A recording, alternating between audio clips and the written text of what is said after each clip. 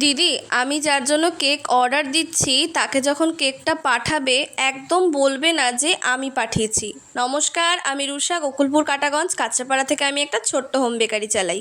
আমার কাছে মাঝে মাঝে এরকম অনেক কল আসে এবং অনেক মেসেজ আসে যে আমার বয়ফ্রেন্ডের জন্য অথবা আমার গার্লফ্রেন্ডের জন্য কেক পাঠাবো, বাট কেকটা যখন রিসিভ করবে তাকে বলবে না যে আমি পাঠিয়েছি।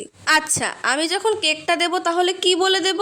যে আমার তরফ থেকে ফ্রিতেই তোমায় কেকটা দিচ্ছি। কারণ কি? কারণ আমি তো তোমাকে চিনি না, তোমাকে দেখে হট করে মনে হলো কেকটা দিতে হবে তাই দিচ্ছি। এটা কি কখনো সম্ভব? তার মধ্যে আর্ধেক তো পুচকে পুচকে ছেলে মেয়ে, সব মা বাবারা ফোন ধরে, এত প্রবলেম ক্রিয়েট হয়। সেই কারণে এরকম কেউ অর্ডার করলে আমি প্রথমেই না করে দিই। তুমি ভাই অর্ডার নিয়ে নিজের দায়িত্বে ডেলিভারি করো, কারণ কোনো পারিবারিক ঝামেলার মধ্যে আমি থাকতে চাই না। হ্যাঁ, সারপ্রাইজের জন্য আমি অ্যারেঞ্জ করে দিতে পারি, হয়তো জানালাম না, ফট করে দিয়ে এলাম, কিন্তু সেক্ষেত্রেও এটা মাথায় রাখবে যে মেয়েটা অথবা ছেলেটার বাড়ির লোক যেন জানে।